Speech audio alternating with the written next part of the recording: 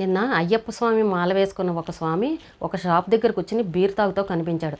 అయితే వేరే స్వాములు చూసి అతని దగ్గరికి వెళ్ళి, నువ్వు అసలు స్వామి మాల ఎందుకు వేసుకున్నావు, దీక్ష ఎందుకు తీసుకున్నావు, ఇప్పుడు ఎందుకు బీర్ తాగుతున్నావు, ఇలాంటివి చేయకు స్వామి, ముందు దీక్ష తీసేసేయి, తీసిన తర్వాత నీ ఇష్టం వచ్చినట్టు ఎంత కావాలంటే అంత తాగు, నువ్వు తాగుడు మానలేనివాడు ఉండలేనివాడు ఎందుకు దీక్ష తీసుకున్నావు అని చెప్పేసి అక్కడ ఉన్న స్వాములు అడిగారు.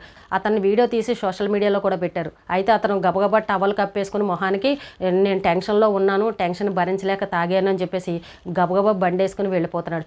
చూడండి, అయ్యప్ప స్వామి దీక్ష తీసుకునే వాళ్ళు అన్నిటికీ కట్టుబడి మేము ఉండగలము అని అనుకుంటేనే స్వామి దీక్ష తీసుకోండి. సమస్యలు కష్టాలు అనేవి ప్రతి ఒక్కరికి ఉంటాయి. ఆ సమస్య నుండి ఎలా బయటపడాలని భగవంతుని వేడుకోవాలి. కానీ ఇలా బీర్లు తాగేసి మందులు తాగేస్తే మీకు ఆ సమస్య తీరిపోతుందో చెప్పండి? కష్టం వచ్చింది, సమస్య వచ్చిందని చెప్పేసి తాగి పడుకుంటారు. మీరు లేచేసరికి ఆ సమస్య తీరిపోతుందా? కానీ మళ్ళీ ఆ సమస్య అలాగే ఉంటుంది కదా. ఇటు తాగిన డబ్బులు వేస్ట్, అక్కడ సమయం కూడా వృధా అవుతుంది. అయ్యప్ప స్వామి దీక్ష తీసుకుని ఇలాంటి పాపాలు మాత్రం ఎవరూ చేయకండి.